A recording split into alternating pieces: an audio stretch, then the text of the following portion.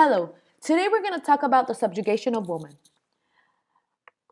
Barbara Walter, a well-known historian, drew a study in American women's lives from 1930s through 1950s. She analyzed popular fiction and women's magazines, housekeeping manuals, and advertisements, and she then concluded that these promoted and encouraged women to stay home while men worked. This means that the social media manipulated the woman's portrayals and influenced the American society. Although women did gain improvements in their daily lives from the late 1800s to the 1990s, women did not have the right to vote, and their sexual freedom were after the 1920s, when the 19th Amendment was granted. Women were given the right to vote, giving them enough freedom to revolt against oppression. During the 1800s, women assumed the responsibility of cleaning and taking care of their families. Women lived under the control of men and were excluded from any form of power. This created this was created to create structure between the American society. During the early 1900s, 3 million women worked on factories and 20,000 women worked for the armed forces to cook, nurse, and to sew uniforms. While men were at war, women learned skills that helped them become independent. At this time, women were given the right to work, yet they were still restricted from their rights. The Victorian attitude excluded women from their natural rights. The cult of domesticity was an idea.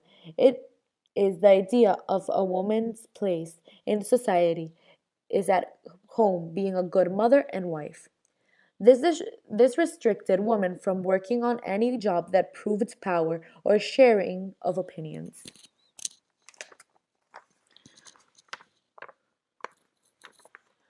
The Comstock Act was passed by the U.S. Congress in 1873. This act was the act of the suppression of trade in circulation of obscene literature and articles of immoral use.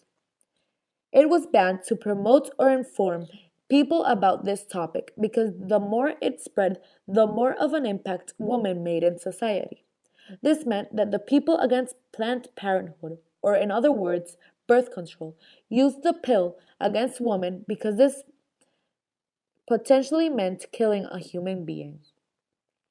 Instead of deciding to see this manner in a form of freedom for women, birth control meant that women were no longer irrelevant to the American society. Any violators to the Comstock Act result in 5 years in prison with hard labor and a fine up to $12,000. Birth control meant equality because women were looking for compassionate marriages instead of arranged marriages where pleasure only occurred in men. You must be wondering, how did they fight oppression? When the 19th Amendment passed in August 28, 1920, women were given the right to vote.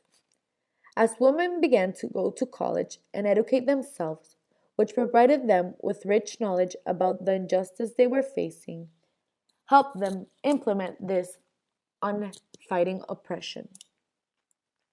For example, in 1970s, food prices increased and women noticed that they were the main buyers of the grocery store. So they boycotted food such as meat and grains to create an impact or mark their stand. Another example is Florence Kelly. She was a social reformer and a political activist who regulated protection from the government. She was the head of the National Consumers Leagues and fought for minimum wage campaign and got 14 states to pass the law. By just doing the bare minimum, such as denying to wear the floor-length dress and using the new flapper style, women were battling against sexual oppression. The flappers symbolize free spirit and independence.